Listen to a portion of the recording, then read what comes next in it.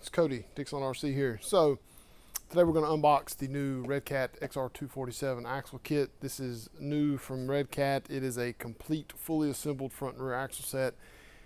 These are the axles that come on the Wendigo and the Wendigo kit.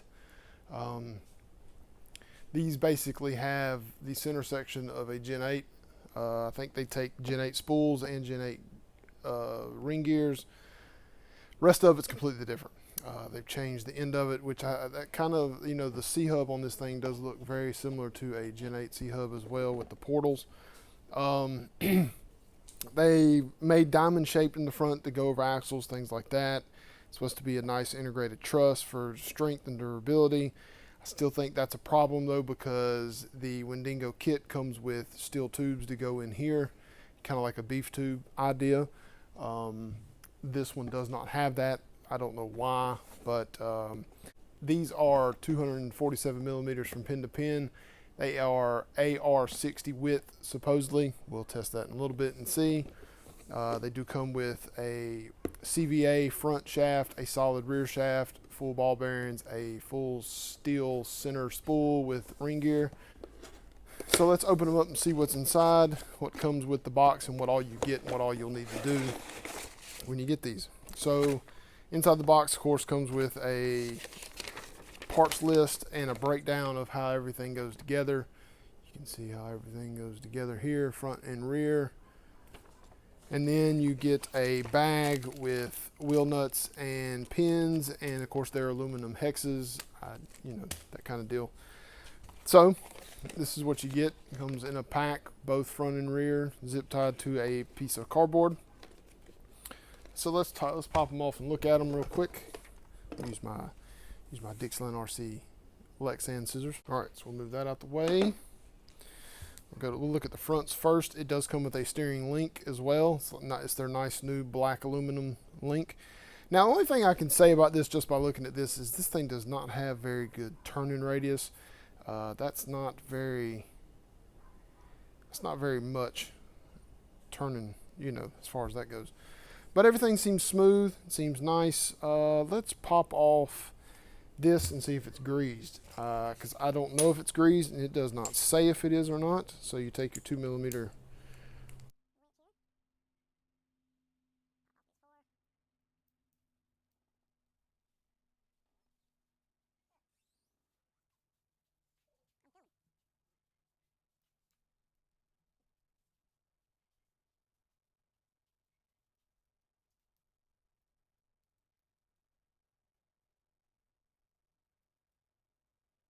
All right, so you just loosen those four there, pop the cover off, maybe if you can. Should be able to. Yeah, there it goes. Pinion fell out. It is greased, so they do come pre-greased. That's good. It's good to know. The bearing stayed on the pinion, so we'll just put it back in the slot here. Hold it by the pinion, put it back together. So at least now you know they're greased. They come pre-greased, which that's good. You don't get that very often with anything. All right, so that's back together. So it does come pre-greased. Of course, like I say, the only thing I think that could be better is the steering angle. That is not very much at all. So, and it looks like you mainly had the problem of the knuckle hitting that bolt that comes out of the C-hub here. So let's look at the rears. They're basically the same as the fronts, just without the steering. You get lockouts. They're in the same, pretty much the same position. Of course, the other difference is you get 3-link, 4-link for the rear. Probably could put this truss on the front and have 4-link on the front, and then figure out some way to bolt some sort of servo to it, because that's what this thing needs, is a servo in the front. So now let's look at the difference between the AR60 and the Xr247 by Redcat. You'll see that they are, I don't know if I'll be able to get it in a shot where you can see it just right. They are very, very, very, very similar in length. As far as pin to pin, the rest of it may be a little bit different, of course, but let's see if I can get this thing. Let's see if I can measure. I get it as close as I can. Yeah, it's about 272 for the Xr247s, and then we'll do those, and yeah, it's about the same. So supposedly, you know, you got to really think about the fact that these were made by Mr. Jeff Johns, which is the old Axial guy, so it's kind of on point that they would make it the same width as a Wraith, and you know, stuff like that, to kind of keep it all in the same realm of the same kind of truck. So the Wendigo is very Wraith style with chassis rails instead of a tube chassis and things like that. They all have very, very high similarities.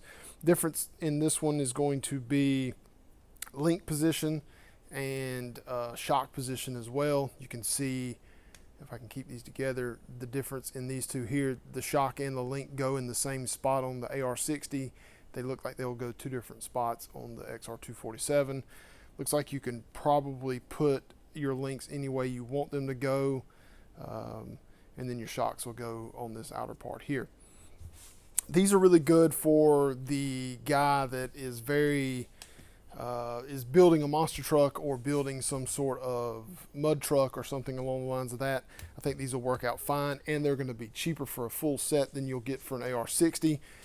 AR60s are, well, they're not really that hard to find anymore with the Bomber coming back out. You should be able to find takeaways on eBay and stuff like that. But for the set of these, is $75 for a full set, and they come with a steel spool and not a stupid plastic spool like the Axial, the AR60 comes with.